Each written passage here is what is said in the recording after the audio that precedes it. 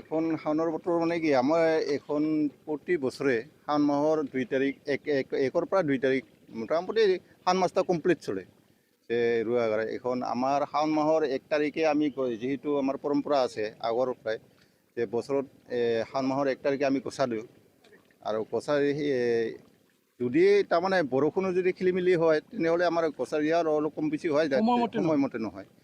আৰু এই বুলিও আমাৰ আগতে ইয়াৰ আগতে যেহেতু বৰষুণ হোৱা নাছিল এই বৰ্তমান হৈছে সেইকাৰণে আমাৰ তাৰমানে দেৰি হ'ল আৰু এই বৰ্তমান ততাতৈয়াকৈ আমি যেনিবা খেতি কৰিব লগা হৈছে যেহেতু আমাৰ নিজৰ এটা দ বহুত দ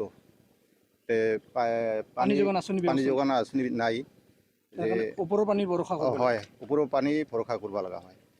শংকৰ হলা গছা দিয়া পৰম্পৰা মানে কি আমাৰ প্ৰতি বছৰে যেহেতু আমাৰ এই গছা দিয়ে যেদিন গছা দিম আমি সেইদিন আমাৰ একটা নিয়মবিলাক আছে যে আমি ৰাজহুৱা হিচাপে কিছুমান আমাৰ খানা কিবা কিছুমান হয় যে ৰুৱাগাৰাতে এখন ৰুৱাগাৰে যাব খানা পিনা যোগাৰ হয় চব থাকে আৰু এতিয়া খাৱাটো কি থাকিব এতিয়াতো আপোনালোকে গমেই পায় মোটামুটি 20-30 জন হ'ব। কিমান বিঘা ভূমি আছে? 6-7 বিঘা। ধান কেনেকুৱা হয়? ধান মোটামুটি 16-17 মন বিঘা নহয়। শাওনৰ 1 তাৰিখৰ পৰা আৰম্ভ হয়। শাওনৰ 1 তাৰিখৰ পৰা আৰম্ভ হয় অবলি একদম আহিন মাহলৈকে চলি থাকে হয়। 5 বিঘা মাটি থাকিলে এখন 20 জন মান লাগে একেদিনে আৰু বেলেগৰ হ'ব। এতিয়া আমাৰ আজু ককা দিনৰ পৰা চলি থাকিব আৰু চলিও আছে আৰু চলি থাকিব। নিয়মটো আছে আজি আমি এখন মই বেলেগ গাঁৱৰ পৰা আহিছোঁ এখন মোক মাতছে তাৰ কাৰণে মই আহিলোঁ।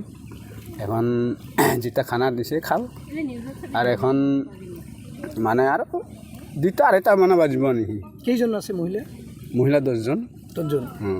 ওইটা আমি কওঁ গছা দিছোঁ গছা দিম তাতে গোটেই গাঁৱৰ মহিলাবিলাক গোটেই গাঁৱৰ মহিলাকেইটা ওলাই আহিব নেকি ওলাই আহি গাড়ী আজি বেলেগৰ কালি বেলেগৰ এনেকৈ চলি থাকে এনেকৈ চলি থাকে। আজি এতিয়া কিমান বা মাটি আছে এইটো মই ক'ব নোৱাৰিলোঁ। এতিয়া 3 বিঘা মানে 1 ঘৰৰ 3 বিঘা। এখন খানা দানা এখন এই দুপৰত যিটা দিছে সেইটোৱে আৰু এতিয়া এখন আমাৰ জন্মৰ পৰা এইগিলান চলি আছে সেইটো হ'ল শংকৰ হলা সেইগিলানতো ময়ো ক'ব নোৱাৰোঁ না। বহুত গাঁৱৰ মানে বৰ্তমান ব্যস্ত গোটেই ব্যস্ত বৰ্তমান ধান গড়াত